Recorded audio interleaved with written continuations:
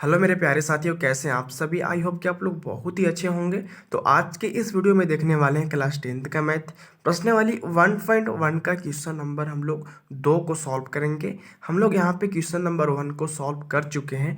आज हम लोग क्वेश्चन नंबर 2 को सॉल्व करेंगे, जो कि दिया हुआ है कि दर्शाइए कि कोई धनात्मक विषम पूर्णांक 6q+1 या 6q+3 या 6q+5 का रूप का होता है, जहाँ q कोई पूर्णांक है। यहाँ पे इसको बहुत ही इंपॉर्टेंट क्वेश्चन है ये, और इसको हम लोग बहुत ही बेसिक तरीका समझेंगे। देखो यहाँ पे क्वेश्चन दिया था कि दर्शाइए कि धनात्मक विषम पूर्णांक 6q+1 या 6q+3 और 6q+5 का रूप का होता है। मतलब यहाँ पे आपको बताना है ना, दर्शा कर बताना है कि क्या 6q+1 या 6q+3 और 6q+5 का रूप का होता है। तो देखो यहाँ पे इस प्रश्न को हल करने के लिए सबसे पहले आपको यहाँ पे धनात्मक विषम पूर्णांक को यहाँ पे कुछ मान करके हम लोग यहाँ पे इसको हल करेंगे। ठीक है, तो सबसे पहले यहाँ पे लिखेंगे कि माना कि धनात्मक विषम पूर्णांक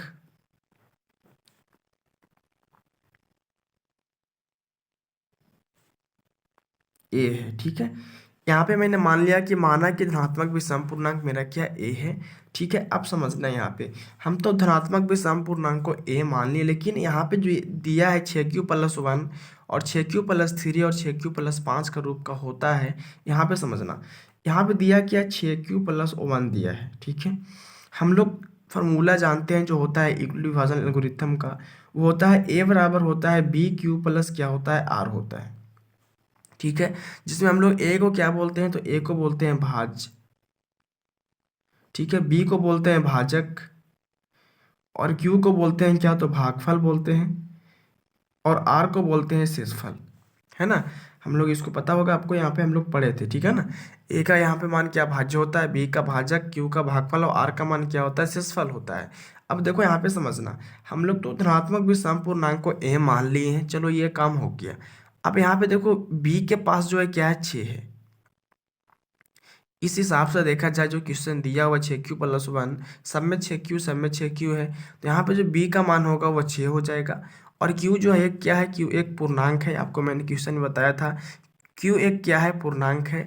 और यहाँ पे हम लोग r का जो मान शेषफल है, यहाँ पे शेषफल मेरा क्या 1 हो जाएगा। लेकिन शेषफल यहाँ पे हम लोग क्या करेंगे, यहाँ पे 1 से लेकर 5 तक क्या करेंगे, इसको जांच करेंगे कि किस किस रूप का ये होता है ना। तो यहाँ पे सबसे पहले समझना, यहाँ पे मैंने लिखा माना कि धनात्मक विषम पूर्णांक ए है। चलो अब लिखेंगे यहाँ पे, जहाँ b बराबर क्या आपका 6 है। अब देखो b को क्या बोलते हैं, भाजक, तो आप यहाँ पे भाजक भी लिख सकते हैं। ठीक है, कोई दिक्कत नहीं है। यहाँ पे देखो इस हिसाब से आपको चलना है, जिस हिसाब से दिया हो ना उस हिसाब से आपको यहाँ पे चलना होता है। तो b बराबर आपका 6 हो गया। अब चलो, अब देखो यहाँ पे चलेंगे हम थोड़ा सा किस फार्मूला पे, इस फार्मूला पे।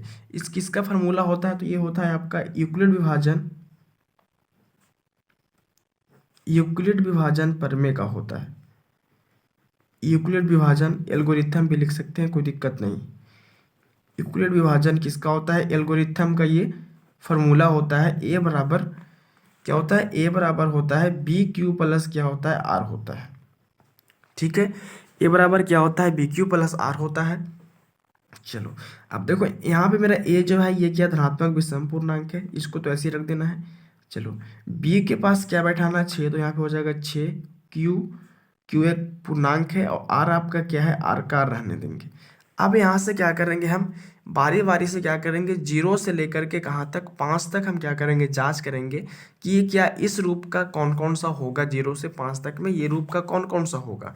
ठीक है, चलेंगे यहाँ पे शेषफल का मान जो होगा, आर का मान यहाँ पे हम लोग 0 का भी एक बार 0 बैठाएंगे, फिर 1 बैठाएंगे, 2 बैठाएंगे, 3 बैठाएंगे, 4 बैठाएंगे, और 5 बैठा करके हम लोग जांच करेंगे कि इस रूप का ये कौन कौन सा होने वाला है। ठीक है, तो यहाँ पे लिखेंगे जब आर का मान 0 लेने पर, तो जब आर बराबर 0 बैठाएंगे तो क्या हो जाएगा, ए बराबर हो जाएगा आपका 6q प्लस आर के पास क्या बैठेगा 0, और जब इसको हम जोड़ेंगे तो क्या होगा, 6q होगा। ठीक है, चलो फिर लिखेंगे जब आर बराबर क्या बैठाएंगे, जब आर बराबर 1 बैठाएंगे। ठीक है, तो यहाँ पे हो जाएगा ए बराबर 6 क्यू प्लस आर के पास क्या होगा 1, तो हो जाएगा यहाँ पे 6 क्यू प्लस 1 हो जाएगा। ठीक है, चलो इसी तरह हम लोग क्या 2 को भी जांच करेंगे। तो जब आर बराबर 2 बैठाएंगे तो ए बराबर क्या होगा आपका 6 क्यू प्लस क्या होगा 2। ठीक है, यहाँ पे आपका इसको जोड़िएगा तो 6 क्यू प्लस 2 ही रहेगा। ठीक है, इस तरह हम 3 को भी जांच करेंगे। तो जब आर बराबर 3 हो गया तो यहाँ पे होगा ए बराबर क्या होगा 6 क्यू प्लस क्या होगा 3 होगा। चलो इस तरह जब हम आर बराबर 4 को जांच करेंगे तो क्या होगा ए बराबर क्या होगा 6 क्यू प्लस 4 होगा। इस तरह 5 को जांच कर लेना। तो जब आर बराबर क्या बैठाएंगे 5, तो ए बराबर क्या होगा 6 क्यू प्लस 5।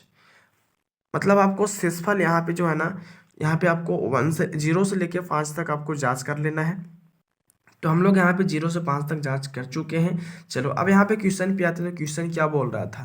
क्वेश्चन आपको बोल रहा था कि दर्शाइए कि धनात्मक विषम पूर्णांक 6 क्यू प्लस 1 या 6 क्यू प्लस 3 और 6 क्यू प्लस 5 का रूप का होता है। यहाँ पे पूछ रहा है कि बताओ कि ये 6 क्यू प्लस 1 और 6 क्यू प्लस 5 जो है ये कि धनात्मक विषम पूर्णांक है या नहीं, इस रूप का होता है कि नहीं होता है। तो देखो यहाँ पे हम लोग जब इसको यहाँ पे बनाए हैं, जब यहाँ पे 0 से हम 5 तक इसको जांच किए, तो यहाँ पे मेरा 6 क्यू प्लस 1 और 6 क्यू प्लस 3 और 6 क्यू प्लस 5 आया कि नहीं आया। बेसिकली यहाँ पे आ चुका है, जैसे कि देख सकते हैं 6 क्यू प्लस 1 भी आया, 6 क्यू प्लस 3 भी आया और 6 क्यू प्लस 5 भी आया। तो जो यहाँ पे 6 क्यू प्लस 1 और 6 क्यू प्लस 3 और 6 क्यू प्लस 5 है, ये क्या है? एक धनात्मक विषम पूर्णांक है जो कि हमको सिद्ध करके लाना था, हमको दर्शाना था। तो यहाँ फाइनली मेरा जो यहाँ पे जो आ चुका है 6 क्यू प्लस 1, 6 क्यू प्लस 3 और 6 क्यू प्लस 5। देखो इस रूप का आ चुका है कि नहीं आ चुका है?